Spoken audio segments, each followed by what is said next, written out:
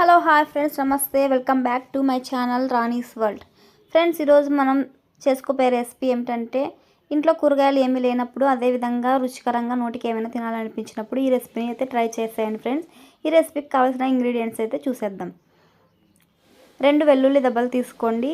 అదేవిధంగా 2 టేబుల్ స్పూన్ల కారం పొడి, 1 టేబుల్ స్పూన్ ధనియాల పొడి, 1/2 table spoon garam masala, 1/2 table spoon ధనియాల పొడి అయితే పసుపు పొడి ఫ్రెండ్స్, 1/2 టేబుల్ స్పూన్ పసుపు పొడి, 1/2 టేబుల్ స్పూన్ గరం మసాలా పొడిని అయితే తీసేసుకోండి. మొదటగా బాగా ఒలిచి పెట్టుకున్న వెల్లుల్లిని అయితే ఒక రోట్లో వేసుకొని బాగా దంచండి ఫ్రెండ్స్. బాగా అంటే చాలా నున్నగా కాకుండా, మెత్తగా కాకుండా, బరకగా కచ్చా పచ్చగా అంటాం కదా ఫ్రెండ్స్, ఆ విధంగా అయితే వెల్లుల్లిని దంచుకోండి ఫ్రెండ్స్. వీడియోలో చూపిస్తున్న విధంగా అయితే దంచేసుకోండి ఫ్రెండ్స్. మీరు కనుక నా వీడియోస్ని చూస్తున్నట్లయితే నా ఛానల్ని సబ్స్క్రైబ్ చేసుకోండి. నా వీడియోస్ని లైక్ చేయండి, షేర్ చేయండి ఫ్రెండ్స్, కామెంట్ చేయండి.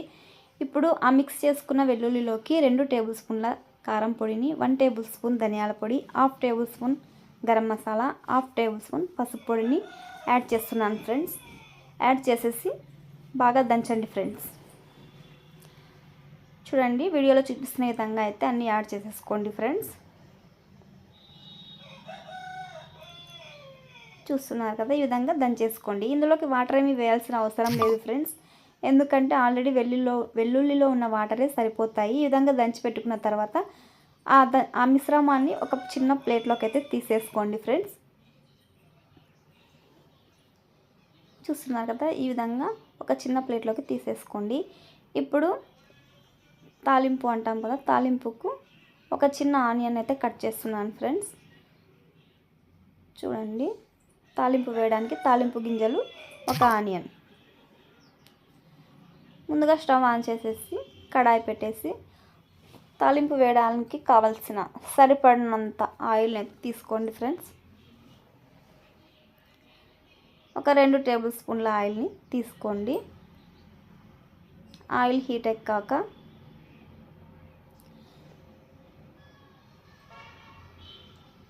ఆయిల్ తీసేసుకున్నారు కదా ఫ్రెండ్స్, ఆయిల్ హీట్ ఎక్కాక ఆవాలు, జీలకర్ర, శనగపప్పు వేసేయండి ఫ్రెండ్స్.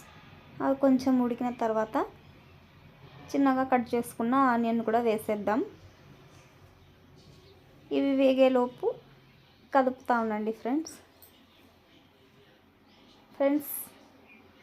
మీకు ఇంకా మరిన్ని వీడియోల కోసం నా ఛానల్ని సబ్స్క్రైబ్ చేసుకోండి ప్లీజ్.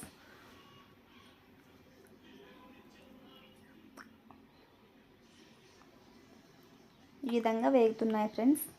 ఈ ఆవాలు, జీలకర్ర, శనగపప్పు చిటపటలాడిన తర్వాత ఆనియన్ అయితే వేసేస్తున్నాను ఫ్రెండ్స్. ఈ విధంగా ట్రై చేయండి.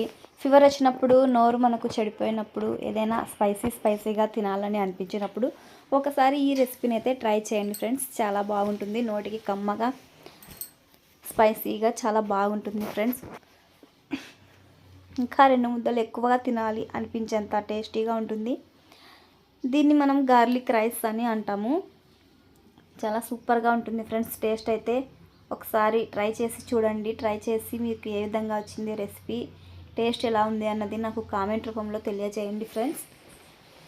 ఇప్పుడు ఆ తాలింపులోకి మనం దంచిపెట్టుకున్న మిశ్రమాన్ని యాడ్ చేసేయండి ఫ్రెండ్స్. ఇప్పుడు ఆయిల్లో కాసేపు ఉడకనివ్వండి, ఎందుకంటే వెల్లుల్లిలో ఉన్న పచ్చివాసన, కారము అదంతా పచ్చివాసన అంతా వెళ్ళిపోవాలి ఫ్రెండ్స్. ఒక 2 మినిట్స్ అలా కలిపినామంటే చాలా బాగుంటుంది. రుచికి తగ్గ సాల్ట్ వేసేస్తున్నాను ఫ్రెండ్స్.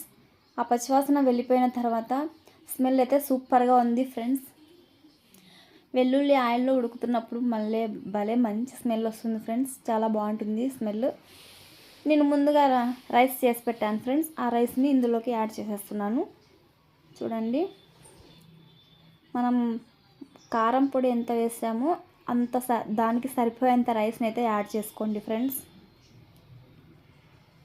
చాలా సూపర్గా ఉంటుంది ఫ్రెండ్స్. స్మెల్ అయితే మస్తు ఉంది ఫ్రెండ్స్.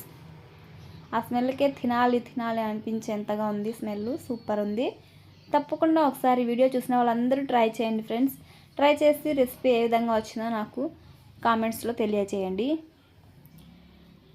అన్నంని మిక్స్ చేసేస్తున్నాను ఫ్రెండ్స్. చూడండి, ఈ విధంగా మిక్స్ చేసేస్తున్నాను. టేస్ట్ ఎలా ఉందో చూసి చెప్తాను ఫ్రెండ్స్. కొంచెం రైస్ ప్లేట్లో తీసుకుంటున్నాను ఫ్రెండ్స్ టేస్ట్ చెప్పడానికి. చాలా వేడివేడిగా ఉంది ఫ్రెండ్స్. రైస్ అయితే తినేస్తున్నాను. చాలా బాగుంది ఫ్రెండ్స్, సూపర్గా ఉంది. బాయ్.